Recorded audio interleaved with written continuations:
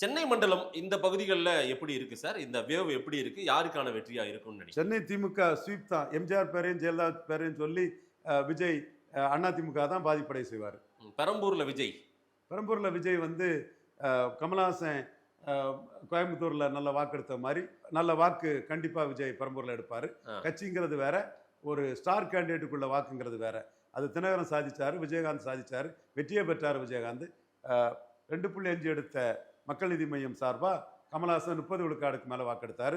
விஜய்க்கு பாப்புலாரிட்டிக்கு பெரம்பூரில் வாக்கு. என்ன செகண்ட் பிளேஸா, தேர்ட் பிளேஸா, ஃபோர்த் பிளேஸா, இல்லை ஃபர்ஸ்ட் வரமாட்டார்? ஆனால் ஃபர்ஸ்ட் வரமாட்டார்.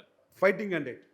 ஃபைட்டிங் டஃப் ஃபைட்டா இருக்குமா, இல்லை கம்ஃபர்டபுளாக திமுக ஜெயிச்சிருன்றீங்களா? இந்த இடத்துக்குள்ள விஜயகாந்த் ஜெயிக்கும் போதே எய்த்து நின்னது பாமகங்கிறது விஜயகாந்துக்கு அடிஷ்னல் அட்வான்டேஜாக வந்தது. ஓகே.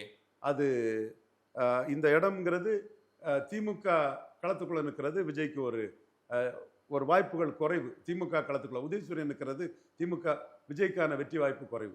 உதயசூரியனோட ஃபைட் பண்றதுனால கஷ்டம் தான். அவங்களுக்கு வந்து ஃபிக்ஸட் ஓட்டு இருக்கு, கமிட்டட் ஓட்டு இருக்குது. பெரம்பூர்ல விஜய் கஷ்டம்.